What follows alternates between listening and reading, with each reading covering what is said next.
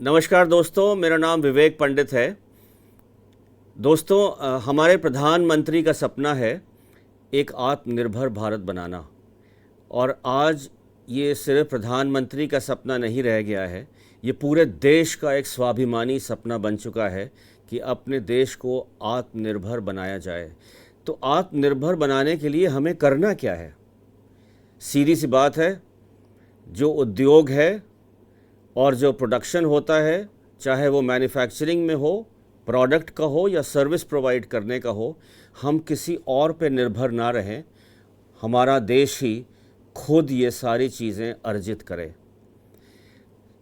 तो दोस्तों, इसी के चलते IID यानी इंस्टीट्यूट फॉर इंडस्ट्रियल डेवलपमेंट आपके लिए लाया है एक सीरीज़ ऑफ मिशन, जो कि आत्मनिर्भर मिशन के नाम से चर्चित है। और उसी के तहत आज हम एक बहुत ही स्पेशल कार्यक्रम आज आपके लिए लेके आए हैं। और दोस्तों, इसी कार्यक्रम में आज 3 इसके पहलू हैं। और पहले पहलू में आज हम कोविड-19 का जो पैंडेमिक है, उसके चलते जो भारी नुकसान हुआ है अपने उद्योग को, उस भारी नुकसान की भरपाई के लिए सरकार ने क्या क्या ऑफरिंग्स दी हैं, क्या क्या सॉल्यूशंस प्रोवाइड किए हैं, और ये सारे सॉल्यूशंस जो अलग अलग लॉज के तहत अवेलेबल हैं, इस पे हम एक चर्चा करेंगे। ये हमारी पहली पेशकश होगी आज। दूसरी पेशकश में दोस्तों, हम लोग GST से संबंधित एक और चर्चा में शामिल होंगे। और ये GST से जो संबंधित चर्चा है, ये कॉम्पोजिशन स्कीम को लेके है, कॉम्पोजिशन स्कीम अंडर GST। इसके अंडर एक पैनल डिस्कशन होएगा। और फाइनली जो तीसरी हमारी जो पेशकश है आज की, वो जितनी भी सक्सेस स्टोरीज़ हैं दोस्तों, इसी उद्योग से रिलेटेड, इन दोनों जो चर्चित जो हमारे पेशकश होंगे, उनसे रिलेटेड जो हमारी जो उद्योग हैं, उनकी सक्सेस स्टोरीज़ हम आपके साथ आज शेयर करने वाले हैं। तो आइए आज शुरुआत करते हैं अपनी पहली पेशकश से, जो कि मैंने आपको अभी बताया। कोविड-19 के चलते जो भारी नुकसान हुआ है अपने उद्योग को, उसमें जो सरकार ने अपनी तरफ से जो ऑफरिंग दी है, जो सॉल्यूशंस प्रोवाइड किए हैं, वो कौन कौन से हैं और कैसे अपना उद्योग उनका फ़ायदा उठा सकता है, इस पे चर्चा करेंगे। और आज हमारे जो एक्सपर्ट हैं वो हैं चार्टर्ड अकाउंटेंट राहुल वर्मा, और वो बातचीत कर रहे हैं पैनलिस्ट मिस्टर आयुष तलवार से, जो खुद भी एक चार्टर्ड अकाउंटेंट हैं। तो आइए शुरुआत करते हैं अपने पहले पेशकश की। Thank you for the introduction. And today we are going to start our session on relief measures under Income Tax Act, corporate laws, GST and other laws during COVID-19 pandemic. इसके लिए आज हमारे साथ जुड़े हैं CA राहुल वर्मा, जो आज अपना टाइम निकाल के हमारे पास इस विषय में बात करेंगे और अपनी एक्सपर्टीज और नॉलेज शेयर करेंगे। Now I just hand over this session to CA Rahul Verma. Thank you Ayush. जो आज टॉपिक मेरे को दिया गया है, relief measures under income tax act, corporate laws, GST and other laws during कोविड-19 पेंडेमिक, ये कहीं ना कहीं एक बहुत ही इम्पोर्टेंट टॉपिक है, क्योंकि बिजनेसेस के साथ साथ कहीं ना कहीं नॉर्मल कोर्स में भी सभी कोविड से इम्पैक्ट हुए हैं। अब कोविड में जब लॉकडाउन हुआ देश में, उसके बाद लोगों के अंदर ये चीज़ थी कि देश आगे कैसे बढ़ेगा, सरकार क्या रियायतें देगी। तो सरकार ने रियायतें देनी चालू करी। जो पहली प्रेस कॉन्फ्रेंस हमारी वित्त मंत्री जी ने करी 24 मार्च 2020 को, उसमें उन्होंने कई एक सारी चीज़ें कोविड से बचने के लिए लोगों को एक भेंट स्वरूप थी। अब इस चीज़ को समझाने के लिए आज की जो हम लोग प्रेजेंटेशन रख रहे हैं, इसको हमने 4 पार्ट में डिवाइड किया है। इसको डायरेक्ट टैक्सेस में income tax act, corporate affairs, GST indirect taxes and others में रखा है। देखिए, डायरेक्ट टैक्सेस में कहीं ना कहीं इम्पैक्ट सबको पड़ता है। कॉर्पोरेट अफेयर से इफेक्ट होता है कंपनीज। GST भी सबको इफेक्ट करती है, क्योंकि GST में सामान खरीदना बेचने सब पे रिलेटेड कहीं ना कहीं हर एक इंसान इससे इफेक्टेड रहता है। तो हम लोग इस पे डिटेल में बात करेंगे। आइए स्टार्ट करते हैं। सबसे पहले इनकम टैक्स एक्ट में, कि इनकम टैक्स एक्ट में कई एक बदलाव, कई एक रियायतें दी गई हैं। सबसे पहली और सबसे बड़ी रियायत जो दी गई, वो इनकम टैक्स के रिटर्न फाइलिंग को लेकर दी गई। फाइनेंशियल ईयर 18-19 जिसका लास्ट डेट ऑफ फाइलिंग होती है 31 मार्च 2020, उसको सरकार ने बढ़ा दिया और बढ़ा के पहले 30 जून किया गया था। अभी पीछे 2-4-5 दिन पहले एक और रियायत और बढ़ाई गई, इसको 31 जुलाई 2020 तक बढ़ा दिया गया। उसी जगह जो हमारा इस करंट फाइनेंशियल 19-20 जो है, उसके सारे रिटर्न फाइल करने की ड्यू डेट को बढ़ा के 30 नवंबर 2020 कर दिया गया है। अब इससे क्या इम्पैक्ट होगा इसको समझना आवश्यक है। कहीं ना कहीं कोविड से इफेक्टेड सभी लोग हैं, प्रोफेशनल्स हो, हम जैसे प्रोफेशनल्स, सैलरी क्लास के लोग हों, बिजनेसमैन हो, कोई भी हो, वो सभी इफेक्टेड हैं। तो कहीं ना कहीं सरकार को ये चीज़ ध्यान में थी और सरकार ने इस चीज़ को ध्यान में रखते हुए डेट्स को बहुत ही अच्छे से बढ़ाया। 19-20 के return financial year 18-19 assessment year 19-20 जिसकी डेट 31 मार्च होती है, क्योंकि 22 तारीख से लॉकडाउन लगा देश में और टाइम नहीं बचता, 9 दिन रह जाते थे, तो उसको ध्यान में रखते हुए कई एक लोग ऐसे थे जिनके रिटर्न लेट फाइल होते हैं, उसको ध्यान में रखते हुए सरकार ने 30 जून फिर 31 जुलाई फाइनेंशियल 18-19 के रिटर्न्स को कर दिया। उसी जगह जो करंट फाइनेंशियल ईयर चल रहा है हमारा, असेसमेंट ईयर 20-21 जिसको कहते हैं, असेसमेंट ईयर 20-21 के रिटर्न फाइलिंग की ड्यू डेट को बढ़ा के 30 नवंबर 2020 कर दिया गया। इससे क्या होगा? इससे होगा ये कि सैलरीड क्लास आदमी जिसकी रिटर्न फाइलिंग की ड्यू डेट 31 जुलाई होती है, या बिजनेसमैन जिसका ऑडिट नहीं होता है, उसकी भी ड्यू डेट 31 जुलाई होती है। अब उनको एक समय मिल गया, क्योंकि टैक्स भी जमा करना है, कहीं ना कहीं कोविड से सब लोग इम्पैक्टेड हैं, तो उसको ध्यान में रख के जो 30 नवंबर की डेट सरकार ने इसको बढ़ा दी। अब इसी में हम लोग आगे बढ़ते हैं, तो सेकंड सबसे जो एक और रियायत की बात करते हैं, आधार लिंकिंग। आधार का जो लिंकिंग की ड्यू डेट थी वो 31 मार्च 2020 थी। अगर आप आधार को लिंक नहीं करते तो पेनाल्टी लगती है। आधार को पैन कार्ड से लिंक करना सरकार ने मैंडेटरी किया, लेकिन उसको भी ध्यान में रखते हुए डेट को बढ़ा के सीधा 1 साल डेट बढ़ाई गई है, 31 मार्च 2021 डेट कर दी गई। तो ये भी एक वेलकम स्टेप है गवर्नमेंट की तरफ से। थर्ड पे चलते हैं हम लोग, विवाद से विश्वास स्कीम। इस पे अभी थोड़ा डिटेल में हम लोग बाद में डिस्कस करेंगे। इसकी टाइम लिमिट जो थी वो पहले थी 30 मार्च, 31 मार्च थी, उसको बढ़ा के 31 दिसंबर कर दिया गया। उसके क्या अभी डिटेल है वो हम लोग आगे डिस्कस करेंगे। अच्छा, एक और इम्पॉर्टेंट चीज, सबसे इम्पॉर्टेंट चीज, लेट पेमेंट ऑफ टैक्स के ऊपर इंटरेस्ट लगता था, उस इंटरेस्ट को सरकार ने कम किया। क्या किया है उसको मैं पढ़ के बताता हूँ आपको। For delayed payments of advance tax, self assessment tax, regular tax, TDS, TCS, equalisation levy, STT, CTT made between 20 March 2020 to 31 July 2020, reduced interest rate at 9% per annum, यानी 0.75% पर मंथ का इंटरेस्ट लगाया। पहले यह rate of interest 12% और 18% per annum होता था, यानी 1% से 1.5% पर मंथ। तो कहीं ना कहीं 25% से 50% तक की छूट इसमें दी गई। और इसके साथ साथ एक चीज और करेगी, केवल इंटरेस्ट है, कोई भी लेट फीस या पेनाल्टी सरकार नहीं लगाएगी, सारे लेट फीस और पेनाल्टीज को माफ किया है। इसके बाद interest, waiver of interest, waiver of interest under section 234A। अब ये 234A सेक्शन क्या है?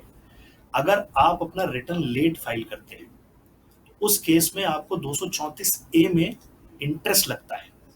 उसमें सरकार ने क्या कहा कि जिनका सेल्फ असेसमेंट टैक्स 1 लाख रुपए तक है, यानी वो लोग जो छोटे करदाता हैं, उन पे कंप्लीटली वेवर ऑफ इंटरेस्ट कर दिया गया है। 234A का ब्याज पूर्णतः माफ कर दिया गया है। उसके बाद हमारी टैक्स सेविंग की ड्यू डेट्स 31 मार्च 2020 होती हैं। हर साल में ये होता था कि जो लास्ट डेट होता था फाइनेंशियल ईयर एंड होने का, वो लास्ट डेट होती थी आपको इन्वेस्टमेंट करने की। उसको भी सरकार ने बहुत ही सोचे समझे ढंग से आगे बढ़ाया। क्या कहती है सरकार? जो प्रेस रिलीज आई उसमें कहा गया, investment in tax saving instruments for financial year 1920, यानी वित्तीय वर्ष 19-20 के लिए, जो कि ड्यू थे 31 मार्च 2020 तक, और investments for roll over benefit of capital gains, यानी अगर आप कैपिटल गेन्स आपको हो रहा है, प्रॉपर्टी आपने बेची, आपको नई प्रॉपर्टी खरीदनी है, वो सारी ड्यू डेट्स 31 मार्च से बढ़ाकर 31 जुलाई 2020 कर दी गई। उसके साथ साथ the date of making investments under section 54-54 GB for reclaiming investment benefits extended to 30th September for financial year 1920. Section 54 relate करता है कैपिटल गेन से। अगर आपने कोई प्रॉपर्टी बेची और आपको कैपिटल गेन से बचना है, आप नई प्रॉपर्टी खरीद के कैपिटल गेन से बच सकते थे। उसकी ड्यू डेट 31 जुलाई होती थी, रिटर्न फाइलिंग ड्यू डेट ही उसकी लास्ट डेट होती थी। उसको भी गवर्नमेंट ने सुचारू रूप से सोचते हुए 30 सितंबर 2020 कर दिया। इसके साथ साथ डिडक्शंस और डोनेशंस सरकार पीएम केयर फंड एक लेकर आई, जो कि जिसमें भारतीयों ने, सभी लोगों ने बढ़ चढ़कर योगदान भी किया। और इसमें सरकार ने क्या कहा, सारे इंडिविजुअल और अदर इंडिविजुअल्स के लिए 100% deduction allowed on donations to the PM cares fund. अगर आप 1 रुपए का डोनेशन करते हैं तो पूरा 1 रुपए आपकी डोनेशन मान के आपको रिटर्न फाइल करते समय डिडक्शन अलाउ कर दी जाएगी। The limit on deduction of 10% of gross income is not applicable. बाकी सारी डोनेशंस, किसी भी सरकारी संस्था में अगर आप डोनेशन करते हैं तो वहां पे एक क्लॉज चलता है कि जितनी आपकी इनकम है उसका सिर्फ 10% of gross income maximum deduction allow होता है डोनेशन के केस में। बट पीएम केयर फंड्स में आप जितना डोनेशन करेंगे पूरा का पूरा आपका एक्सेप्ट होगा। इसके साथ साथ ही एक और इम्पॉर्टेंट चीज करी गई सरकार की तरफ से, फॉर्म 16 से रिलेटेड वो चीजें करी गई, जिसमें इम्पॉर्टेंट था टीडीएस रिटर्न। टीडीएस रिटर्न जो मार्च तक का, मतलब जो लास्ट क्वार्टर होता है हमारा जनवरी से मार्च, उसकी लास्ट डेट होती है 30 मई। उसको सरकार ने पहले ही समझ लिया था कि लोग नहीं कर पाएंगे चूंकि लॉकडाउन चल रहा है, तो उसकी डेट सरकार ने पहले 30 जून तक बढ़ाई थी, अभी 31 जुलाई कर दी गई। यानी अगर आपने किसी का टीडीएस काटा है और आपको उसका टीडीएस का रिटर्न फाइल करना है, तो जो ड्यू डेट जनवरी से मार्च क्वार्टर की 30 मई थी, वो पहले 30 जून हुई, 30 जून से बढ़ा के उसको 31 जुलाई कर दिया गया। इसी के साथ साथ फॉर्म 16, जब टीडीएस आप किसी का काटते हैं तो उनको आपको फॉर्म 16 या 16A देना पड़ता है, तो उसकी ड्यू डेट भी साइमल्टेनियसली बढ़ाई गई और उसको 15 अगस्त तक कर दिया गया है, जिससे कि किसी को भी कोई दिक्कत ना हो। अब हम चलते हैं अपने सेकंड पोर्शन की तरफ। इनकम टैक्स पे हमने डिस्कशन किया, विवाद से विश्वास हमने छोड़ा है, अभी हम उसको डिटेल में डिस्कस करेंगे।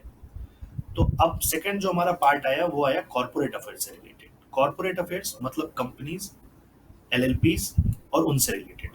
उसमें सरकार ने क्या एक चीजें करी, क्या एक रियायतें दी, उसके ऊपर हम डिस्कशन करेंगे। सबसे पहली रियायत जो सरकार ने दी प्राइवेट लिमिटेड, ओपीसी, ओपीसी मतलब 1% कंपनी, और एलएलपीज को, वो दिया मोरेटोरियम ऑन एमसीए 21। ये क्या है आइए समझते हैं। कहते हैं no additional fee shall be charged for late filing during a moratorium period from 1st of April to 30th of September 2020 in respect of any document, return, statement, etc. required to be filed in the MCA 21 registry irrespective of its due date। मतलब क्या हुआ, आपको company से related कोई भी document file करना था, कोई भी डॉक्यूमेंट जो कि 1 अप्रैल से 30 सितंबर के बीच में फाइल होना था, उसके ऊपर कोई भी एडिशनल फीस, पेनल्टी लेवी नहीं करेगी सरकार। ये एक बहुत ही बड़ा वेलकम स्टेप है, क्योंकि कई एक कंपनियां देश में आज जो वर्क कर रही हैं, 90% कंपनियां छोटी कंपनियां हैं, तो उन कंपनियों को ध्यान में रखते हुए ये एक बहुत ही अच्छा और बहुत ही अच्छा स्टेप सरकार की तरफ से लिया गया है। उसके बाद सेकंड, एप्लीकेबिलिटी ऑफ कारो 20 एक आया था, जिसके तहत सारी कंपनीज को कंप्लाई करके एक नई ऑडिटर रिपोर्ट देनी थी, कंपनीज ऑडिटर रिपोर्ट ऑर्डर 2020। ये पहले एप्लीकेबल था 19-20 फाइनेंशियल ईयर के लिए, यानी 31 मार्च 20 जो हमारा खत्म हो रहा था, उससे रिलेटेड जो बैलेंस शीटें बननी थी उसमें कारो से रिलेटेड रिपोर्ट देनी थी। बट सरकार ने इस चीज को समझा कि इसका जो इम्प्लीमेंटेशन है कहीं ना कहीं उसमें समस्या आएगी, तो उसको ध्यान में रखते हुए उस डेट को बढ़ा के फाइनेंशियल ईयर 19-20 से 20-21 को शिफ्ट कर दिया गया। एक और वेलकम स्टेप, जब हमने बात करी कंपनी से रिलेटेड, अभी मैंने बताया कि 90% कंपनियां भारत में छोटी कंपनियां हैं, तो इसको ध्यान में रखते हुए सरकार ने एक और अच्छी चीज करी, बोर्ड मीटिंग से रिलेटेड। तो बोर्ड मीटिंग क्या होती है, बोर्ड मीटिंग का जो रूल रेगुलेशन है कंपनीज एक्ट के हिसाब से, उसमें यह कहा गया है कि हर क्वार्टर में कंपनी को एक बोर्ड मीटिंग करनी मैंडेटरी है। वो मार्च के क्वार्टर में क्योंकि पॉसिबल नहीं हो पा रहा था कहीं ना कहीं पेंडेमिक की वजह से, और ये भी था कि कहीं ना कहीं लॉकडाउन चल रहा है, तो अप्रैल से जून के बीच में भी कहीं ना कहीं समस्याएं होंगी। तो उसको ध्यान में रखते हुए सरकार ने क्या डिसीजन लिया? सरकार ने कहा कि mandatory requirement for holding board meetings of the companies with in prescribed interval provided in the companies act, that is 120 days 2030, shall be extended by a period of 60 days till next 2 quarters till September 30th September। मतलब 30 सितंबर तक relaxation है। अगर आप board meeting नहीं भी कर पा रहे हैं तो आपके ऊपर कोई भी पेनाल्टी कुछ भी नहीं लगेगा। तो ये बहुत ही अच्छा स्टेप है उन सारी कंपनीज के लिए जो कि भारत में काम कर रही हैं, और 90% कंपनियां छोटी कंपनियां हैं जो वर्क फ्रॉम होम नहीं कर सकती हैं, कहीं ना कहीं बंद थी, तो उनके लिए एक अच्छी चीज है। अब इसके बाद एक और अच्छा स्टेप आया इंडिपेंडेंट डायरेक्टर से रिलेटेड। इंडिपेंडेंट डायरेक्टर के लिए सरकार ने एक रियायत दी कि as per schedule 4 to the companies act 2013, independent directors are required to hold at least one meeting without the attendance of non-independent directors and members of management for the year 1920. If the independent directors of a company have not been able to hold one meeting, the same shall not be viewed as a violation। इसका क्या मतलब है? मतलब ये है, वो कंपनियां जिनको इंडिपेंडेंट डायरेक्टर अपॉइंट करना मैंडेटरी है, उन कंपनियों के ऐसे इंडिपेंडेंट डायरेक्टर्स को बोर्ड की मीटिंग अटेंड करनी मैंडेटरी होती है। परंतु यदि वो 19-20 फाइनेंशियल ईयर में ऐसा नहीं कर पा रहे हैं तो वो कंपनी के एंड पे या डायरेक्टर के एंड पे वायलेशन नहीं माना जाएगा। तो ये भी एक वेलकम स्टेप है कहीं ना कहीं कंपनीज के लिए, बहुत ही अच्छा स्टेप है। अब इसके आगे बढ़ते हैं तो नई जो कॉर्पोरेट इनकॉर्पोरेट कंपनीज होती हैं उनके लिए सरकार ने बहुत ही अच्छी स्कीम निकाली, बहुत ही अच्छे और अच्छे ढंग से उनको रियायतें देने की कोशिश करी है। उसके बारे में हम थोड़ा डिस्कस करते हैं। नई कंपनियां जो बनती हैं उनको कंपनी बनने के बाद एक कमेंसमेंट ऑफ बिजनेस भी करना होता है। मतलब काम शुरू करने से पहले एक फॉर्म और फाइल करना पड़ता था, कमेंसमेंट ऑफ बिजनेस उसको कहा जाता था। वो टाइम को बढ़ा दिया गया, उस टाइम को बढ़ा के एडिशनल 6 महीने का समय और दिया गया ऐसी कंपनियों को कि वो अपना फॉर्म जो है कमेंसमेंट का फाइल कर सकते हैं। तो टोटल अभी 1 साल, पहले 6 महीने का टाइम होता था, 6 महीने एडिशनल दिया गया, तो टोटल 12 महीने का टाइम, 1 साल का टाइम मिला डेट ऑफ इनकॉर्पोरेशन से कि आप अपना form E form 20A, that is the form of commencement of business, file कर सकते हैं। इसके बाद relaxation for residency requirement for Indian directors, non compliance of minimum residency in India for a period of at least 182 days by at least one director of every company under section 149 of the Companies Act shall not be treated as a violation। ये क्या है? मान लीजिए आप किसी company में director हैं, तो कंपनीज एक्ट कहता है कि इंडियन डायरेक्टर को देश में 182 दिन या उससे अधिक रहना अनिवार्य है। परंतु लॉकडाउन हो गया या आप कहीं बाहर थे, आप फंस गए, आप भारत नहीं आ पाए, तो सरकार ने इस चीज को ध्यान में रखा। इस चीज को ध्यान में रखते हुए सरकार ने 182 दिन का जो ये टाइम पीरियड था, अगर वो पूरा नहीं भी हो रहा है तो उसको वायलेशन नहीं मानने को घोषित किया। फिर आगे बढ़ते हैं, कुछ एक चीजें और करेंगे। डिपॉजिट रिजर्व्स, ये बड़ी कंपनियों के ऊपर लगता है रिक्वायरमेंट है। Deposit reserve 20% of the deposits maturing during the financial year 2021, इसकी ड्यू डेट 30 अप्रैल थी। यानी जो कंपनियां 2021 फाइनेंशियल ईयर में उनके डिपॉजिट जो लोगों से बाहर से पैसा ले रखा है उसका 20% का एक डिपॉजिट उनको मेंटेन करना पड़ता है, उसकी डेट 30 अप्रैल थी, उस डेट को बढ़ा के 30 जून कर दिया सरकार ने। इसी तरीके से डिबेंचर में इन्वेस्टमेंट की डेट को भी आगे बढ़ाया गया।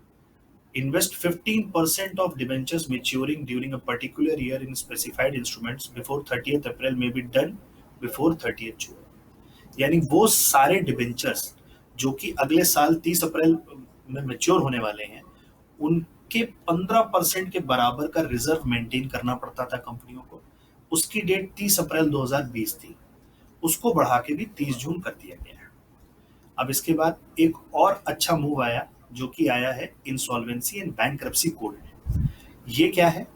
वो कंपनियां जो दिवालियां होती हैं उनको बचाने के लिए, क्योंकि कोविड के चलते ऐसे बिजनेस सर्कमस्टांसेस कहीं ना कहीं खड़े हुए हैं आके, जिसमें समस्याएं उत्पन्न होंगी। ये सरकार को भी पता था कि बिजनेस की जो रिक्वायरमेंट है वो लोग कहीं ना कहीं मीट नहीं भी कर पाएंगे, तो उसको ध्यान में रखते हुए आईबीसी की डेफिनेशंस में कुछ चेंज किया गया।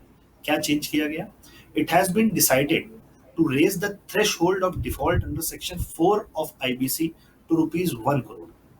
पहले 1 लाख रुपए तक का अगर डिफॉल्ट होता था तो कोई भी क्रेडिटर कंपनी का आईबीसी में जाके इंसॉल्वेंसी इन बैंक्रप्सी कोड में कंपनी के खिलाफ दिवालिया होने की याचिका डाल सकता था। बट सरकार ये समझ गई कि लॉकडाउन के साथ ही समस्याएं उत्पन्न होंगी ऐसी कंपनियों के लिए, तो उन्होंने तुरंत 1 लाख की लिमिट को बढ़ा के 1 करोड़ किया है। If the current situation continues beyond 30th April 2020, Section 7, Section 9, Section 10 of the IBC 2016 may be considered for suspension for a period of 6 months. साथ ही साथ 24 मार्च को ही सरकार ने ये कह दिया था कि यदि ये जो लॉकडाउन की प्रक्रिया चालू करी गई है, ये समस्याएं चलती रही 30 अप्रैल के बाद भी, तो सेक्शन 7, सेक्शन 9, सेक्शन 10 जो कि आईबीसी में कैसे आगे मूव फॉरवर्ड करते हैं उसके बारे में बताता है, उसको 6 महीने के लिए सरकार सस्पेंड कर देगी। तो कहीं ना कहीं एक वेलकम मूव था गवर्नमेंट की तरफ से उन कंपनियों को रियायत देने के लिए जो कि छोटी कंपनियां थी, जिनको ये पता था कि 1 लाख 2 लाख का डिफॉल्ट कहीं ना कहीं मार्केट में बहुत आसानी से होगा ही होगा ऐसी सिचुएशन में, कोविड की वजह से जो समस्याएं उत्पन्न हुई उसकी वजह से। तो गवर्नमेंट की तरफ से ये एक बहुत ही अच्छा मूव था। तो हम लोगों ने 2 चीजों पर डिस्कशन किया है, डायरेक्ट टैक्स के ऊपर और कॉर्पोरेट अफेयर्स के ऊपर। अब हम लोग तीसरे और इम्पॉर्टेंट एस्पेक्ट की तरफ चलते हैं जो कि है जीएसटी। जीएसटी से कहीं ना कहीं आज की डेट में हर बिजनेसमैन गो थ्रू होता है, और जीएसटी और इनडायरेक्ट टैक्सेस में सरकार ने कई एक रियायतें दी। इन रियायतों को हम लोग अब समझते हैं। देखिए, रियायतें चालू हो गई थी 24 मार्च से आना, लेकिन उसके बाद भी सरकार ने धीरे धीरे चेंजेस करते गई। सरकार ने ये सोच के, ये विचार के कि लोगों को और रियायतें देनी पड़ेंगी। तो अभी लेटेस्ट एक 12 जून 2020 को जीएसटी की काउंसिल मीटिंग हुई, जिसमें एक रिकमेंडेशन दिया सरकार ने, और बहुत ही अच्छा रिकमेंडेशन है, वेलकम स्टेप है। क्या रिकमेंडेशन है, आइए समझते हैं। Late fee and interest waived off for nil returns for the period of July 17 to Jan 2020 if filed between July 1, 2020 to September 30, 2020। कई एक बिजनेस हाउसेस, कई एक बिजनेसमैन ऐसे थे जो अपने रिटर्न नहीं फाइल कर पाए थे जीएसटीआर 3B। क्यों नहीं कर पाए थे? कुछ समस्याएं थी, लेकिन समस्याओं से अधिक दिक्कत थी लेट फीस की। 1 दिन की डिफॉल्ट 200 रुपए थी, उसकी वजह से कुछ लोग कट रहे थे रिटर्न फाइल करने से, हिचका रहे थे कि नहीं फाइल करते हैं, छोड़ दीजिए। तो उसको लोगों ने सरकार को बताया, सरकार ने इस बात को समझा, और समझ के सरकार ने क्या किया, अगर आपका रिटर्न निल का है, जीएसटीआर 3B आप नहीं फाइल कर पाए हैं, तो आपकी सारी लेट फीस हम लोग माफ कर देते हैं, बशर्ते आप रिटर्न 1 जुलाई 2020 से 30 सितंबर 2020 के पीरियड के बीच में फाइल कर लीजिए। जुलाई 2017 जब से जीएसटी इंप्लीमेंट हुआ है तब से लेकर जनवरी 2020 तक का। तो ये बहुत ही अच्छा स्टेप था, और मुझे लगता है कि इससे कई एक रिटर्न्स जो पेंडिंग थे और जो असेसीज नॉन कंप्लायंट थे वो कंप्लायंस की तरफ मूव करेंगे। अच्छा, उसके बाद फिर हम लोग सेकंड उस पर चलते हैं। जो रियायत आई है जीएसटी में, ये कहती है कि लेट फीस, हमने पहले बात करी निल रिटर्न की, अब सेकंड, अगर आपके रिटर्न निल नहीं है, कुछ उसमें टैक्सेबल चीजें थी और आप रिटर्न फाइल करने से रह गए, आपसे नहीं फाइल हुआ, तो सरकार ने कहा जो 200 रुपए पर डे की पेनल्टी थी, 100 रुपए पर डे की पेनल्टी थी, उसको हम कैप कर देते हैं मैक्सिमम फीस ऑफ 500 रुपीज तक। तो अब इसमें क्या है, मैं एग्जांपल आपको लाइव देता हूँ कि मेरे ही 1-2 क्लाइंट्स हैं जिनके रिटर्न्स 6 महीने 8 महीने से किसी कारणवश वो फाइल नहीं कर पाए, और उनकी लेट फीस आ रही थी टोटल करने पे करीब 40,000 से 50,000 रुपए। आज की डेट में वो मेरे पास आते हैं कि सर मेरा रिटर्न आप फाइल कर दीजिए, 500 की मैक्सिमम लेट फीस है। तो उसको जब हमने कैलकुलेट किया तो जो 40-50 हजार की लेट फीस आ रही थी वो कम होकर 4-5 हजार रुपए पे आ गई। तो ये भी एक बहुत ही वेलकम स्टेप है गवर्नमेंट की तरफ से। Third, late fee and interest are waived off for GSTR 3B filing for the months of May, June and July 20। ये भी एक बहुत अच्छा स्टेप था, लेकिन टर्नओवर 5 करोड़ तक वालों के लिए सरकार ने देखा कि छोटे बिजनेसमैन को कोई भी समस्या नहीं होनी चाहिए। इस बात को सरकार ने बहुत ही गंभीरता से लिया, और गंभीरता से लेने के साथ साथ सरकार ने क्या किया कि लेट फीस और इंटरेस्ट 5 करोड़ तक के टर्नओवर वाले एसएससी, जिनके टर्नओवर एवरेज सेल जो होती है 5 करोड़ है, उनके टर्नओवर को उनकी लेट फीस और इंटरेस्ट को सरकार ने मई, जून और जुलाई माह के लिए पूरी तरीके से माफ कर दिया है। साथ ही साथ एक और इम्पॉर्टेंट चीज, जो जीएसटी में काम करते हैं उनको पता होगा कि कई बार क्या होता है, 6 महीने तक यदि आप अपने रिटर्न कंटिन्यूसली फाइल मत करिए तो आपके जीएसटी का रजिस्ट्रेशन कैंसिल हो जाता है। तो एक जीएसटी में एक चीज है जिसको कहते हैं रिवोकेशन। तो revocation of GST cancellation can be done till 30th September 2020 for all the registrations cancelled till 12th June 2020। ये एक वन टाइम विंडो खोल दी गवर्नमेंट ने कि जिसके जीएसटी कैंसिल हो गए हैं, किसी कारणवश वो रिटर्न नहीं फाइल कर पाए, वो 30 सितंबर तक अपने जीएसटी रजिस्ट्रेशंस को रिवोक करा लें और ऊपर दी हुई रियायतों को ध्यान में रख के अपने रिटर्न फाइल कर लें। तो लेट फीस का भी कहीं ना कहीं वेवर उनको मिल जाएगा और वो एक जो धारा कहते हैं, जो बिजनेस की धारा है, उसमें वापस आ जाएंगे। अब हम चलते हैं extension of due date of GSTR 3B पे। इसमें सरकार ने क्या किया, इसको समझना आवश्यक है। थोड़ा सा कंफ्यूजिंग था ये, जब स्टार्टिंग में आया तो हम लोगों के लिए भी कंफ्यूजिंग था। क्या किया सरकार ने, जिनका टर्नओवर 5 करोड़ से अधिक था उन पे अभी हमने पीछे डिस्कस किया कि 5 करोड़ तक के टर्नओवर वाले एसएससीज पे इंटरेस्ट और पेनल्टी पूर्णतः माफ कर दी गई, परंतु जिनका 5 करोड़ से ऊपर का टर्नओवर था उनके लिए सरकार ने क्या किया, ये समझने की आवश्यकता है। आइए समझते हैं। 5 करोड़ तक के टर्नओवर वाले एसएससीज को इंटरेस्ट और लेट फीस को पूरी तरीके से वेव किया सरकार ने, और इंटरेस्ट की लायबिलिटी को क्या किया कि 9% पर एनम, जो कि 18% और 24% होती थी, उसको 9% पर एनम के हिसाब से लाके खड़ा कर दिया और ड्यू डेट दे दी। ड्यू डेट्स क्या दी, फरवरी 2020 का रिटर्न की ड्यू डेट थी 20 मार्च 2020, 5 करोड़ से ऊपर के टर्नओवर वालों के लिए। लेट फीस, जीएसटी की लेट फीस, कोई लेट फीस नहीं लगेगी अगर आप 24 जून 2020 तक का रिटर्न फाइल कर देते हैं। नहीं करते हैं तो क्या होगा, 21 मार्च 2020 से पूरी लेट फीस कैलकुलेट करेगा। उसी तरीके से मार्च 20 के लिए 20/4/2020 ड्यू डेट थी, उसको एक्सटेंड करके 24/6/2020 कर दिया गया। नहीं करते हैं तो क्या होगा, 21/4/2020 से लेकर जब आप रिटर्न फाइल करेंगे तब तक की लेट फीस लगेगी। इसी तरीके से अप्रैल, मई और जून के लिए किया गया। इंटरेस्ट का क्या हुआ, इंटरेस्ट समझना जरूरी है। इंटरेस्ट के लिए सरकार ने कहा कि आपकी due date of return filing थी 20 मार्च। 20 मार्च से 15 दिन के भीतर भीतर अगर आपने रिटर्न फाइल कर दिया, यानी 4 अप्रैल 2020 तक, तो क्या होगा, आपका जो इंटरेस्ट लगेगा वो 9% पर एनम के हिसाब से लगेगा 81 दिन के लिए। अगर आप लेट फाइल करते हैं, 4 मार्च तक आपने फाइल कर दिया, तो यदि नहीं करते हैं तो 18% per annum with effect from 25/6/2020 ये रेट ऑफ इंटरेस्ट लगेगा। 5 करोड़ से ऊपर वालों की बात करी हमने। अब हम बात करते हैं जो 5 करोड़ से नीचे के टर्नओवर थे। इनको बहुत रियायतें दी हैं गवर्नमेंट ने, इसलिए दी हैं क्योंकि कहीं ना कहीं सरकार भी समझ रही है कि छोटे बिजनेसमैन को हेल्प करना और उनको संभालना इस समय बहुत ही आवश्यक है। तो क्या इनको रियायत दी गई, इसको समझना आवश्यक है, ये समझते हैं। जीएसटीआर 3B की लेट फीस फरवरी 2020 की ड्यू डेट थी 22 मार्च 2020। इसकी लेट फीस पूर्णतः माफ है 30 जून 2020 तक के रिटर्न तक। अगर आप फाइल कर देते हैं तो कोई भी लेट फीस नहीं लगेगी 30 जून तक, एल्स लेट फीस लगेगी 23/3/2020 से लेकर करंट डेट तक। अभी इसमें एक चीज और भी आई है गवर्नमेंट के, मैं बता दूं, एक नोटिफिकेशन और दिया गवर्नमेंट ने, उसमें ये कह दिया है कि सितंबर तक के रिटर्न्स पे लेट फीस माफ कर ली गई। वो करी गई है 5 करोड़ से कम के टर्नओवर वालों के लिए ही। वो 30 जून को ये नोटिफिकेशन आई है, रात में करीब 11 बजे आई है। तो ये समझना आवश्यक है कि रात में 11 बजे अगर नोटिफिकेशन सरकार दे रही है तो सरकार कितनी सजग है, हर चीज को सोच के समझ के, और जितनी रियायतें दे सकती है उतनी देने की कोशिश करी जा रही है। जीएसटीआर 3B की इंटरेस्ट की क्या लायबिलिटी होगी फरवरी महीने की, 30 जून 2020 तक कोई इंटरेस्ट नहीं है।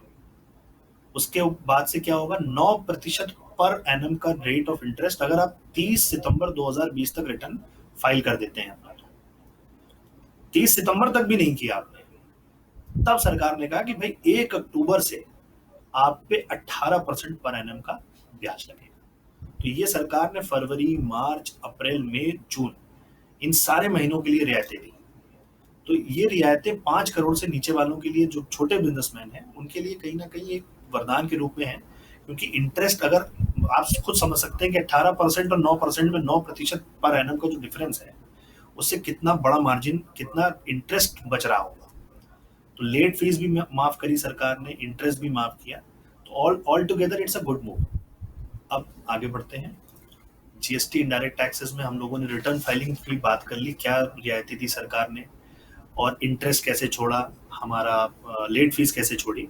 अब आगे डिस्कशन करते हैं कंपोजिशन स्कीम्स के।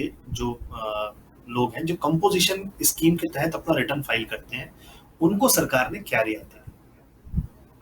तो डेट फॉर ऑप्टिंग स्कीम को एक्सटेंड किया था जून 2020 तक, यानी 30 जून 2020 तक आप ये चीज ऑप्ट कर सकते हैं कि अगले साल आपको कंपोजिशन स्कीम में जाना है कि नहीं जाना है। इसके साथ साथ रिटर्न फाइलिंग, जो जीएसटीआर 4 जिसे कहते हैं, सीएमपी 08 कंपोजिशन स्कीम का रिटर्न की लास्ट डेट होती है 18 तारीख, क्वार्टर एंड होने के बाद, यानी 31 मार्च के बाद 18 अप्रैल की ड्यू डेट थी। उसको पहले 30 जून तक सरकार ने बढ़ा दिया था, लेकिन दिखा कि लोग रिटर्न नहीं फाइल कर पा रहे हैं। कंपोजिशन स्कीम वाले फिर एक छोटे कैटेगरी के बिजनेसमैन हो जाते हैं, जो कि ज्यादा कंप्लायंसेस नहीं कर सकते, वो कंपोजिशन में जाते हैं, तो उनको फिर से सरकार ने रियायत दी और 7 दिन के लिए और बढ़ा दी गई स्कीम रिटर्न फाइलिंग की। तो 7 जुलाई 2020 तक अगर आप अपना कंपोजिशन का रिटर्न फाइल कर देते हैं जनवरी से मार्च के क्वार्टर का, तो आप पे कोई भी लेट फीस नहीं लगेगी। इसके बाद एनुअल रिटर्न, जीएसटी के एनुअल रिटर्न फाइनेंशियल ईयर 18-19 के, इसको सरकार ने 24 मार्च 2020 को ही बढ़ा दिया, बढ़ाकर इसको 30 सितंबर 2020 कर दिया गया है। पहले 30 जून की लास्ट डेट थी, लेकिन ये ध्यान में था सरकार के कि कोविड की समस्याएं कहीं ना कहीं आगे चलती रहेंगी, लॉकडाउन अभी भी कई सारे स्टेट्स फॉलो कर रहे हैं, तो उसको ध्यान में रखते हुए एक साथ ही 30 सितंबर 2020 तक एनुअल रिटर्न की ड्यू डेट को सरकार ने बढ़ा दिया। इसके बाद एक और स्कीम आई थी जीएसटी में, जिसमें पुराने केसेस, सर्विस टैक्स के केसेस से रिलेटेड जितने भी पुराने डिफॉल्ट हुआ करते थे, सर्विस टैक्स, कस्टम्स के, उनके पेमेंट को एक सरकार स्कीम लाई थी, सबका विश्वास स्कीम, जिसके तहत आपके जितने भी पुराने केसेस चल रहे हैं, उसमें एक फिक्स्ड अमाउंट सरकार ने तय किया कि आप आइए सरेंडर कर दीजिए, ये फिक्स अमाउंट है, 30% ऑफ द टैक्स आप जमा करिए, आप छुट्टी पा जाइए चीजों से। तो उसकी लास्ट डेट थी टैक्स जमा करने की, जिनको सबका विश्वास स्कीम में फॉर्म मिल चुके थे, वो 31 मार्च थी, लेकिन 31 मार्च लॉकडाउन का पीरियड था, इसको ध्यान में रखते हुए गवर्नमेंट ने 31 मार्च की ड्यू डेट सबका विश्वास पेमेंट को बढ़ा के 30 जून तक कर दिया, और उसके ऊपर कोई भी ब्याज नहीं लगेगा। इसके बाद हम लोग चलते हैं some other measures by the government, और कुछ स्कीम्स लाई सरकार ने जिनको समझना आवश्यक है। Extension of due dates for issue of notices etcetera. ये क्या है? जीएसटी में और कस्टम्स में एक शब्द होता है जो लोगों को पता होगा, शो कॉज नोटिस से रिलेटेड। शो कॉज नोटिस की एक सेट प्रिस्क्राइब डेट थी, तो उसको सरकार ने देखा कि कहीं ना कहीं, क्योंकि डिपार्टमेंट भी बंद थे, गवर्नमेंट जो जीएसटी के ऑफिसेस थे, लोग काम पे नहीं जा पा रहे थे, ना नोटिस सर्व कर सकते थे, ना चीजें हो सकती थी, तो उसको ध्यान में रखते हुए गवर्नमेंट ने उस डेट को भी कहीं ना कहीं बढ़ाया। ये भी डेट 2 बार बढ़ी। क्या करी गई? Due date for issue of notice, notification, approval order, sanction order, filing of appeal, furnishing applications, reports, any other document, etc. Time limit for any compliance under the GST Act, Customs Act, and other allied laws, where the time is expiring between 20th March 2020 to 29th June 2020, shall be extended to 31st of August 2020. यानी वो सारे cases जिसमें due date 20 मार्च से 29 जून के बीच में थी, department के and पे सर्कुलर देने की, नोटिस देने की, कोई नोटिफिकेशन जारी करने की, उन सारी ड्यू डेट्स को सरकार ने बढ़ा के 31 अगस्त 2020 कर दिया। एक बहुत वेलकम स्टेप था ये। इसके बाद एक और स्कीम सरकार लाई, कस्टम क्लियरेंस, जो कि 24 मार्च को ही डिक्लेयर कर दिया था गवर्नमेंट ने। 24/7 ऑनलाइन वर्किंग करके सारे के सारे कस्टम क्लियरेंसेस 30 जून 2020 तक सरकार without any physical verification custom clearance कर रही थी। तो ये भी एक बहुत ही अच्छा वेलकम स्टेप था बिजनेसेस के लिए, जिनको कहीं ना कहीं समस्याएं थी जाकर पेपर फिजिकल फॉर्म में जमा करने के। अब मूव करते हैं आगे, और क्या क्या रिलैक्सेशंस आए गवर्नमेंट की तरफ से। तो देखिए, सरकार कहीं ना कहीं छोटे लोगों को और छोटे बिजनेसमैन, चाहे नॉर्मल ऑर्डिनरी आदमी को ध्यान में रख के सारी रियायतें कहीं ना कहीं सरकार ने लाई। तो सरकार ने एक चीज और समझा कि लोग एटीएम से पैसा निकालते हैं। भाई, लॉकडाउन हो गया, आप घर में बैठे हैं, जो भी सैलरी आ रही है नहीं आ रही है, तो जो सेविंग्स है आप बैंक से पैसा निकाल के कहीं ना कहीं खर्चा करेंगे। तो ये हो सकता है कि आपके पास जो नजदीकी एटीएम हो वो आपके उस बैंक का ना हो जिसमें आपका खाता हो। तो उसमें क्या था कि आप अगर किसी अन्य बैंक के बैंक अकाउंट के एटीएम से पैसा निकालते थे तो उसमें कुछ चार्जेस लगते थे। उसको सरकार ने माफ किया। सरकार ने कहा debit card holders to withdraw cash for without any additional charges from any other bank ATM for 3 months. यानी 3 महीने तक, जून तक के लिए किया गया था कि आप यदि किसी भी बैंक से पैसा निकाल लीजिए, कोई भी additional charges debit card holders के ऊपर नहीं लगेंगे। एक और अच्छी चीज, मिनिमम बैलेंस चार्जेस लगते थे अकाउंट्स में। अगर आपका एक अकाउंट बैलेंस है उस एक प्रिस्क्राइब्ड लिमिट से नीचे आ गया, तो उस प्रिस्क्राइब्ड लिमिट से नीचे जाने पे बैंक मिनिमम बैलेंस के चार्जेस लगाता था। उसको कंप्लीटली वेव ऑफ किया गया 3 महीने के लिए। अच्छा मूव था। साथ ही साथ कोविड में एक चीज थी कि लोग घर पे रह के ट्रांजेक्शन करें, बाहर ना निकले। तो बैंक्स ने ये किया कि डिजिटल ट्रांजेक्शन यदि आप करते हैं, ट्रेड, फाइनेंस और कोई भी चीजें, तो बैंक चार्जेस जो बैंक एम्प्लॉय करता था वो बैंक चार्जेस बहुत ही रिड्यूस रेट पे लगेंगे। तो एक बहुत ही अच्छा मूव ये भी था। साथ ही साथ moratorium on loans EMI extended till 31 अगस्त 2020। अब ये क्या था, ये जिनके भी ईएमआई बेस्ड लोन बैंकों से चल रहे हैं, चाहे वो कार लोन हो, चाहे हाउसिंग लोन हो, जो भी ईएमआई टाइप के लोन थे, जिनकी ईएमआई एक फला तारीख को कट जाती थी अकाउंट से, सरकार ने ये समझा कि लोगों को पैसे की आवश्यकता रहेगी, तो उन्होंने 24 मार्च को ये डिसाइड कर लिया कि ईएमआई नहीं कटेगी कुछ टाइम तक। अगर आप चाहें चाहें तो कटवा सकते हैं, ऑप्शन दे दिया गवर्नमेंट ने। तो 31 अगस्त 2020 तक आपका मोरेटोरियम ऑन लोन्स नील कर दिया गया, मतलब ईएमआई नहीं कटेगी। आगे, EPF contribution by government, employers and employ provident fund contribution जो 12% प्लस 12%, 24% का पड़ता था एस्टेब्लिशमेंट्स के ऊपर having less than 100 employees and 90% of them earn less than 15,000। सरकार ने कहा ये जिम्मेदारी अब इन छोटी कंपनियों के ऊपर नहीं पड़ेगी, ये जिम्मेदारी सरकार ने अपने ऊपर ओढ़ ली 3 महीने। यानी ईपीएफ का जो भी कंट्रीब्यूशन होना था वो गवर्नमेंट ने कहा कि एम्प्लॉयर को नहीं देना है, वो हम ही जमा करेंगे। एम्प्लॉयर एम्प्लॉय का जितना भी पोर्शन होगा वो गवर्नमेंट जमा करेंगे। इसके बाद कुछ एक और चीजें करेगी गवर्नमेंट के एंड से। ईपीएफ अकाउंट से विड्रॉवल के ऊपर, ये भी इंपॉर्टेंट था। EPFO regulation will be amended so that workers can draw up to 75% of the contingency expenditure non refundable advance और 3 months of wages in advance which ever is earlier. यानी आपकी EPF account में जितना पैसा है उसका 75% तक आप विड्रॉ कर सकते हैं आपकी जरूरत के हिसाब से, या 3 महीने की wages in advance which ever is less, ये पैसा आप अपने ईपीएफ अकाउंट से विड्रॉ कर सकते हैं। इसके ऊपर पहले सरकार की लिमिट थी, आप पैसा विड्रॉल नहीं कर सकते थे ईपीएफ अकाउंट से। बट ये समझा गया, ये देखा गया कि लोगों के मनी क्रंच कहीं ना कहीं रहेगा, पैसे की समस्या रहेगी, तो उसको ध्यान में रखते हुए सरकार ने ईपीएफओ से पैसा निकालने की परमिशन दे दी। इसी के साथ साथ क्या किया गया, statutory PF contribution by employer and employ has been reduced to 10%। जो 12% का रेट था ईपीएफ कंट्रीब्यूशन का, उसको 12 से घटा के 10% किया गया। इससे क्या इफेक्ट होगा, इससे इफेक्ट ये होगा कि 2% की सैलरी जो आपके हाथ में आती थी, कट जाती थी, वो अब आपके हाथ में आएगी। तो आपका कहीं ना कहीं कैश फ्लो जो था वो 2% से ही सही लेकिन बढ़ गया। तो सरकार ने ध्यान में रखा कि लोगों के हाथ में पैसा आना चाहिए, उसको ध्यान में रख के 12% से 10% का रेट किया गया पीएफ कंट्रीब्यूशन का।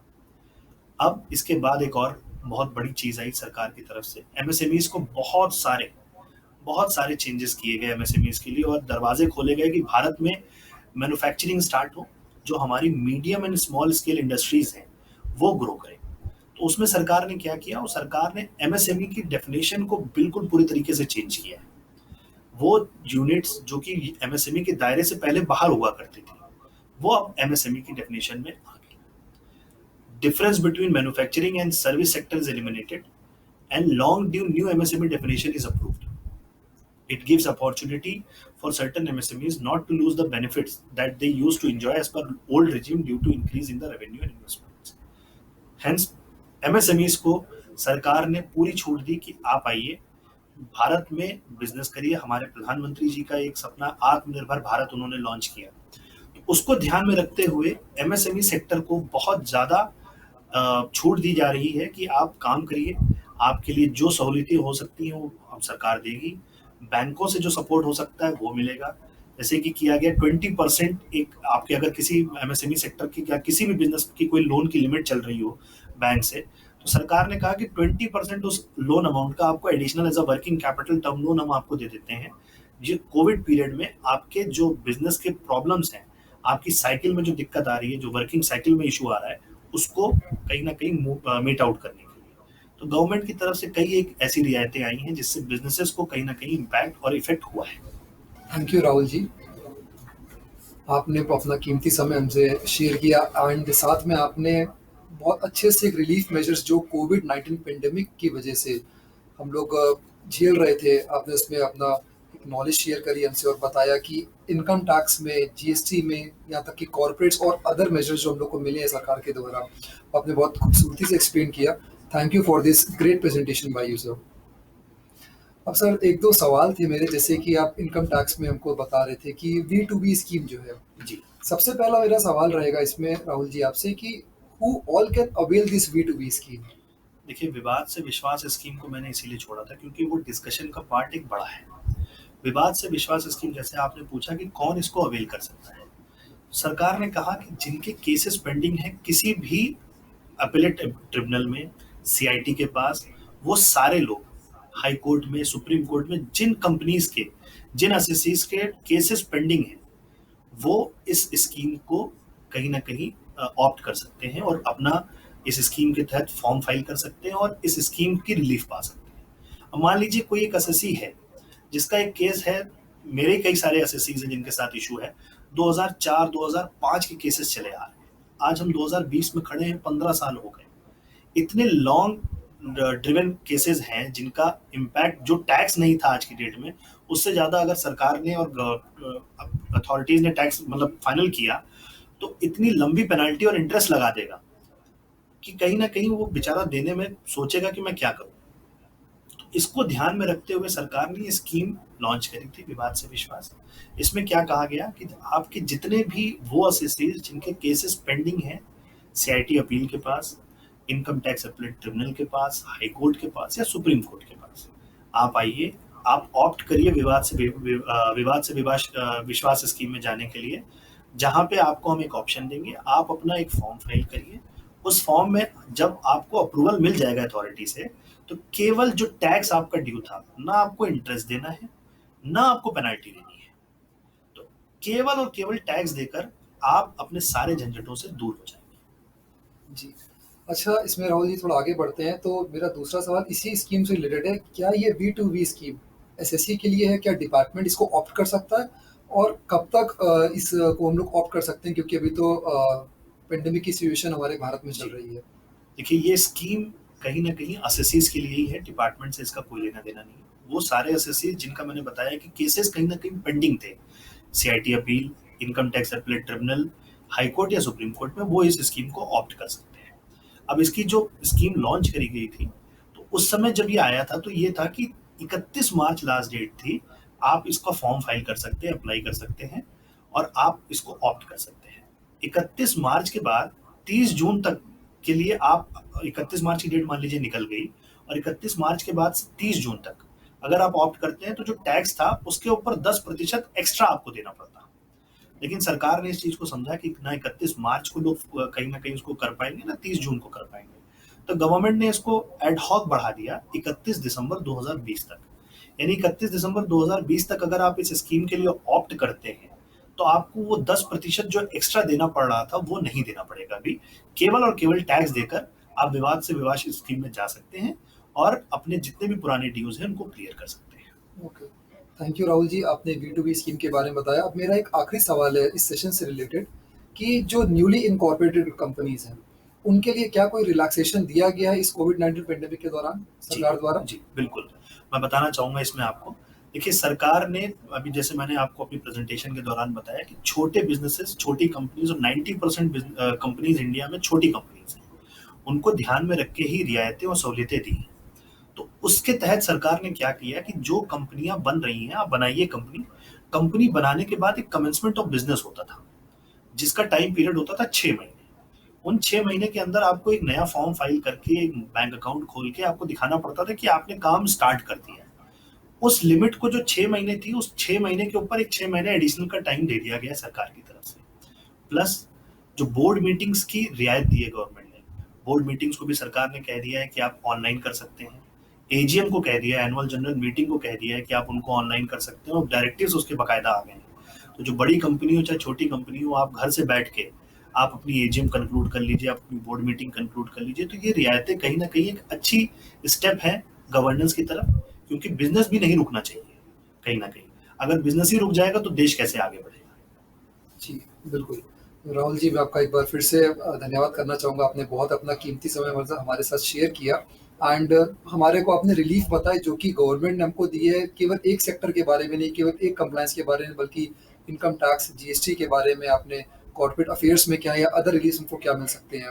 एंड साथ ही आपने B2B स्कीम के बारे में बताया जो कि एक बहुत ही वेलकम स्टेप गवर्नमेंट लेके आई है। Thank you for sharing your views, your so expertise and knowledge with us and sharing your time with us. Thank you sir. Thank you. दोस्तों, हम आशा करते हैं कि आज की चर्चा जो कि बहुत महत्वपूर्ण चर्चा थी, कोविड-19 पैंडेमिक के तहत जो नुकसान जो हमारे उद्योगों ने झेला है, उससे संबंधित जो भारत सरकार ने जो कदम उठाए हैं उन राहत प्रोवाइड करने के लिए, उस तहत जो चर्चा हुई है उसके लिए हम लोग बहुत बहुत धन्यवाद करते हैं अपने एक्सपर्ट का, CA राहुल वर्मा जी, और साथ में जो उनसे बातचीत कर रहे थे हमारे पैनलिस्ट CA आयुष तलवार जी। आप दोनों का बहुत बहुत धन्यवाद। दोस्तों, हम आशा करते हैं कि आज की इस चर्चा से आप उसका लाभ उठाएंगे और उनसे जो निकले जो प्रश्न के जवाब हैं वो आपके उद्योग में आपको सहायता करेंगे।